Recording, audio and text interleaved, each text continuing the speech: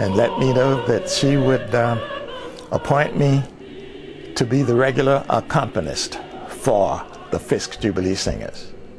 Fisk University was founded at the end of the American Civil War for the purpose of educating the newly freed slaves. When the Ku Klux Klan repeatedly burned down the wooden houses, originally Union Army barracks, where classes took place, a stone structure was erected which was intended to be Klan-proof. The money for the construction of this building was raised from the proceeds of concerts given by a small choir of students, in which were sung the old slave songs, or spirituals as they came to be known. And the small students' choir became internationally known as the Fisk Jubilee Singers. Jubilee Hall stands on a high hill in northwest Nashville. The first shovel full of earth was lifted on January 1st, 1873. The cornerstone was laid October 21st of that same year. While this building was under construction, the Ku Klux Klan threatened to destroy it. 8 of the Negroes who worked on the edifice kept guard at night with only 100 rounds of ammunition. One night, they saw and heard the masked men on horseback gathering around the building, but no attack was made.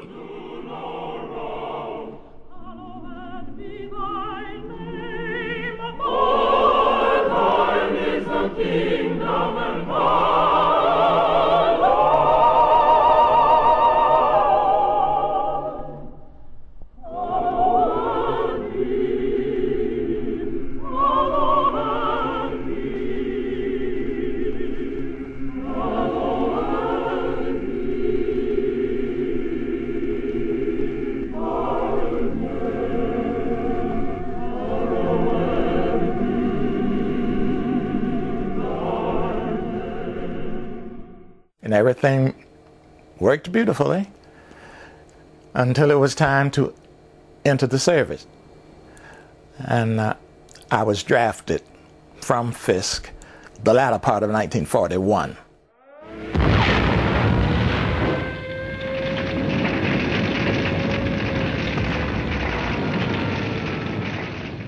Had to spend almost 2 years in the Army.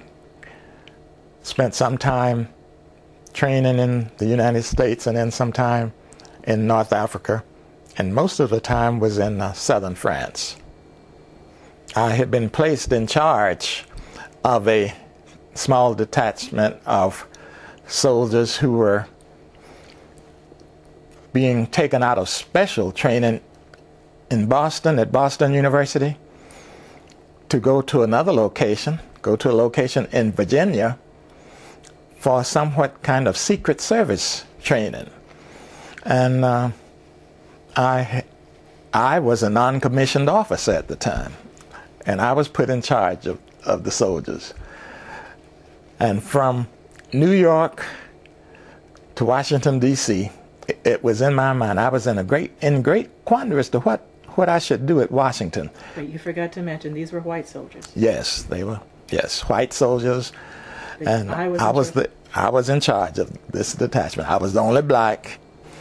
And I said, what should I do? Because if I were traveling alone, I should leave the railroad car in which I was riding and go to a segregated car, a Jim Crow car, that's what we called it. And I was thinking, well, since I'm in charge, I'll just take them with me to the Jim Crow car. I debated back and forth. Then I decided, well, I just will stay where I am and won't do anything and see what happens. I stayed where I was. We stayed together. Nothing happened, no problems. And it was interesting because this detachment, this group of soldiers, were assigned to this place in Virginia. When we got there, I could see there were no blacks on the base. I was the only black on the base. So I said, well, I wonder how long this is going to last or whatever. Didn't last long. In about 2 weeks, I received transfer orders. And I didn't have opportunity actually to fail the training. I just was not of the right color. But I was sent to a special services, more or less a quartermaster unit in Texas. I look back on it now, and it makes you wonder why change came so slowly as change began to, affect the Army. It was a while before the Army was desegregated. But I'm happy to say I had no real problems among the soldiers. That must have been something in my psyche. You're asking me how I felt finding things different in Europe as to what they might have been in the United States. I just felt an air of freedom, seemingly, once I touched European soil. I guess I can't put my finger on it, but I guess I thought that legally no one is supposed to segregate me. And so I did have a feeling of great freedom. Freedom. There were times I had opportunity to go to the local bars. Much of my time was spent in a village called Fos-sur-Mer, not too far from Marseille. So word got about that I guess this soldier could play the piano, so I would play the piano in the bars, and somebody had an accordion, and it's easier to kind of play the accordion, the same principle. First time I'd ever tried to play an accordion. But I made some pretty good music with it and with the pianos. And even there I was somewhat of a little celebrity. You were asking about how we fitted in, perhaps with the civilians and the local population. I did not speak much French, but I could understand a few words. So he was saying to someone else in the barber shop that his hair is soft like cotton. But he at least gave me very nice haircuts. I had no real complaints. After being in the Army, it was really a great opportunity there that the GI Bill of Rights was available. So my returning to college financially did not create a problem. It was the first time I really had that feeling.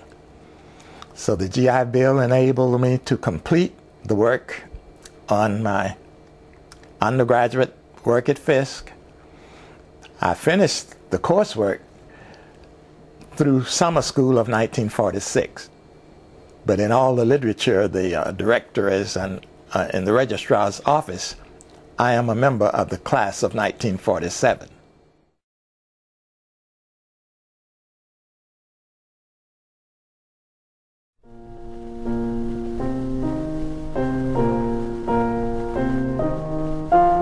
Meanwhile, the Jubilee Singers, under the direction of Mrs. James A. Myers, embarked on a series of international concert tours under the auspices of the U.S. State Department.